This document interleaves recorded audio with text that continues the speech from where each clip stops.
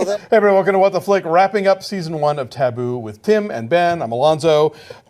These episodes don't have titles, but I think my go-to for this one would be Boom! Yeah, there's quite a few explosions. So I read Vulture's recap. Yes. And I just think they're 100% correct. And they say? They say, like, again, the superhero stuff, they can do no, like, how is he outsmarting everybody this much, this consistently? Did anything surprising happen? And the one thing that was surprising, I suppose, was that Michael Kelly is a double agent, right? Or had been turned. Maybe he wasn't always a double agent, but I couldn't figure that out.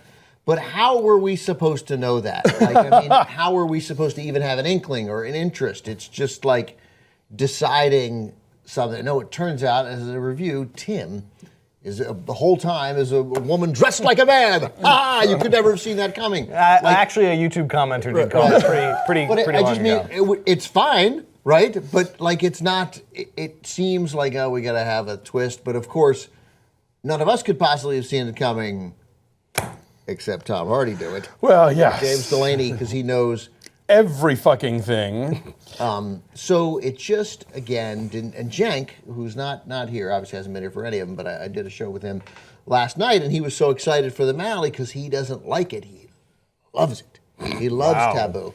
And so I would love him to have been able, he's at a meeting, but to come in and like, defend it, because he was like, no, I believe all the stuff that he figures out, you can see.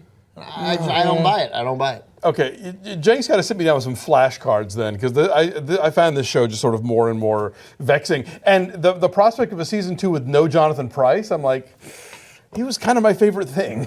Maybe he survived. We never saw him. That's true. There's no corpse, but So the thing that explains everything is that he's written a series of notes that are delivered to everyone, right. And that explains everyone's part.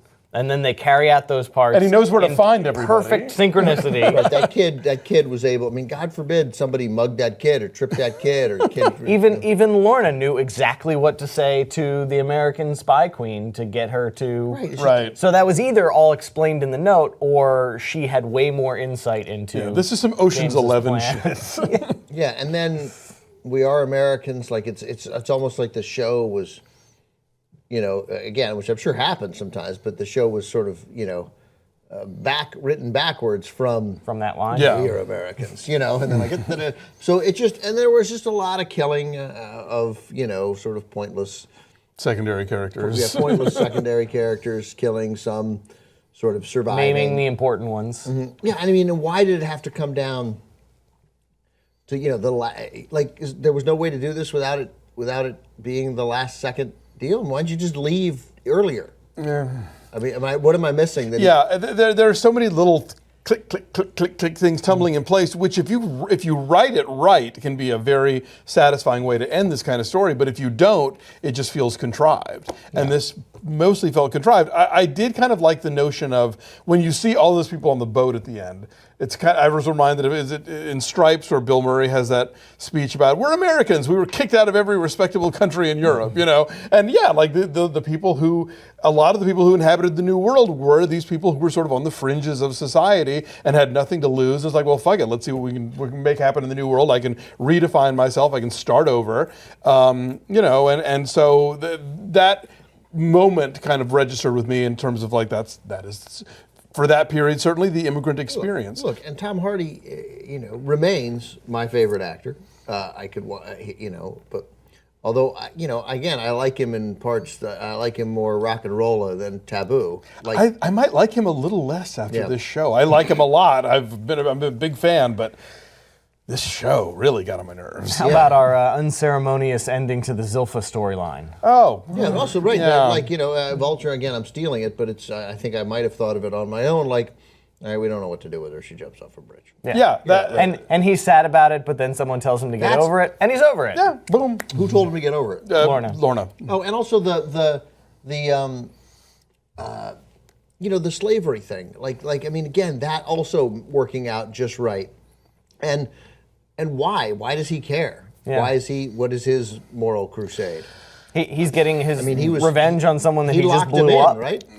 I mean, he is complicit also. Yes, he is. I hated justice. I hated that the guy said it out loud. You get it. He's there. It's his mission. He looks at it. This is where you need a self-satisfying look.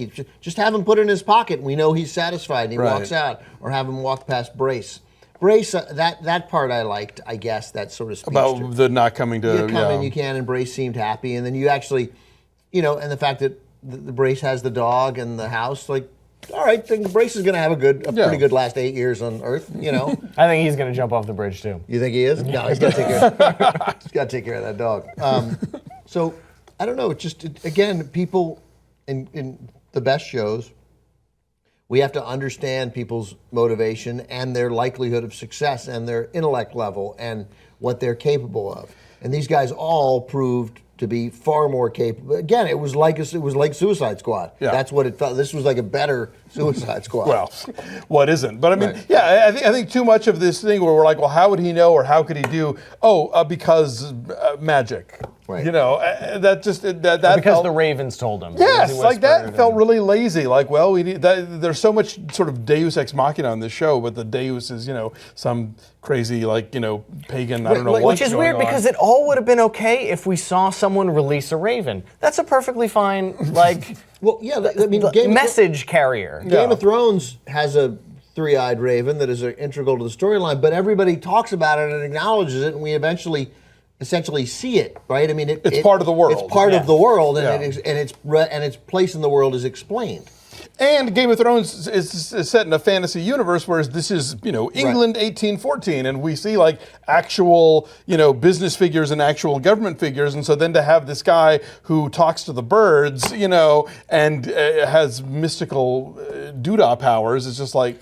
Whose idea was it to kill the East India Company men? The two second in command toady guys. Seemed like it was Sir Stewart's idea, right? Seemed like it was Jonathan Bryce's idea. Yeah. Like they knew too much, and first of all, they're incompetent. Yeah. Like we've established their level of getting stuff done. So, but again, they both died exactly the same way. It felt, I don't know, it didn't. It didn't have that, the Lannisters send their regards moment, even though it was supposed to be exactly that. Right. I'm like, that guy's dead. And then, and just a lot of, tough for Zilpha and tough for Helga. And, Helga seemed to make some sense. Again, you lose your kid. But again, you have a chance to start in the new world. She learns the truth about Jane. I don't know. I was left super unsatisfied. And mowing down all those British troops just felt like a very traditional, uninteresting killing. Just a battle scene that didn't, that showed up at the last second. The Prince Regent. He really seems like the king. I got it.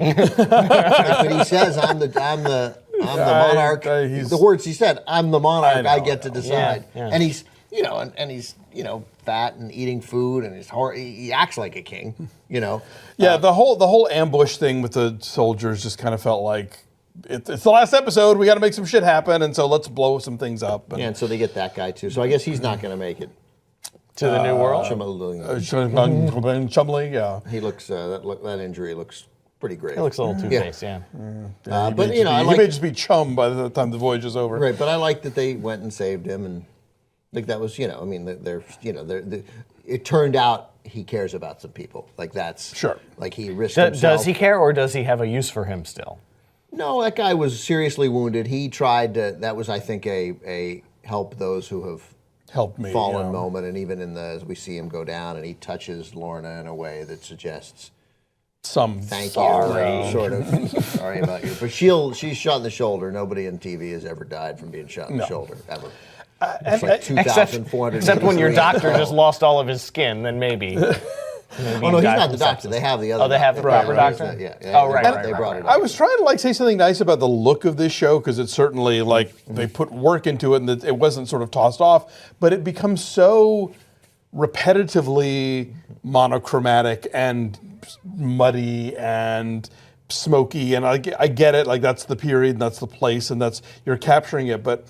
It just, after a while, becomes this sort of visual white noise where you're looking at everything through a grocery bag. Yeah, so It made the murder of the American stand out, though, with the brightly colored dyes and the blue face. Yeah, and no, the that's true. And entrails. when they were mixing the gunpowder and it had Yeah. the color. I mean, yeah, every so often you would get a thing like that, or you'd be in a room that actually got some sunlight in it. But for the most part, I felt just kind of overwhelmed by the sludginess of it all. I say this a lot, but the sludgiest, muddiest, dirtiest show I've ever seen is Deadwood, but Right. it never got old. You just kept thinking, to me, Deadwood was this great precursor to Westworld, because Deadwood seemed like, that's what Westworld should be. Like, make it look like Deadwood. It just was so. And again, whenever it rained, it was horrible. You put the boards out and it's muddy, and the women are holding up their things. And it was Westworld is a resort. Nobody wants to pay money to go live in fucking Deadwood. Yeah, that's right. Fair enough. You pay to get out of Deadwood. Yeah, pay to get out of Deadwood. But and so whereas Deadwood, pulled it off for 36 episodes where you didn't get tired of that look, this, I agree, it just seemed. So anyway, I'm glad it's over. Yeah. I was not even really into the dramatic ending. I mean, I wasn't even really into. I cared about the battle, but I who lived and who died. Sure, but you knew that nothing was going to happen to James, because nothing ever happens to James, because he's always, even if he's being tortured, he's always better than everybody else and one step ahead of everybody else. And so there was no tension there. He goes, we didn't believe that his whole plan was to get put in the Tower of London. And then he gets out of it? To arrange a meeting with Stuart Strange, who would then be totally on board with his plan every step of the way to avoid being incriminated for a crime that he could easily just murder him for. Why didn't you just go to Stuart before you get put in the Tower? You know where he lives. Yeah, he's got a very big house. And if that was the plan, then that involved knowing that Winter was going to die and that he would be accused of it. I mean, yeah. Right. Yeah. Right. I'm not back for season 2. I'm sorry. I'm done with Taboo. So if anybody else here wants to talk about it, we'll return with that for then. But I will not be doing it. I'm done. All right. Maybe Jenk's on board. Maybe, yes. He's such a fan. Let him sit here. Let's see what. Let's see where we are in a year. Yeah, if there's a season 2. Right. Apparently this thing was real expensive and they didn't recoup. So Yeah. anyway, we thank you for watching and for watching us. And we'll be back. The Americans are starting back really soon, American right? starts and Feud starts. Yes, and we're doing When We Rise today, which is a mini-series, and another one of ours is coming back. Leftovers, I think, in May. Short season of Leftovers. We'll be around. Join us.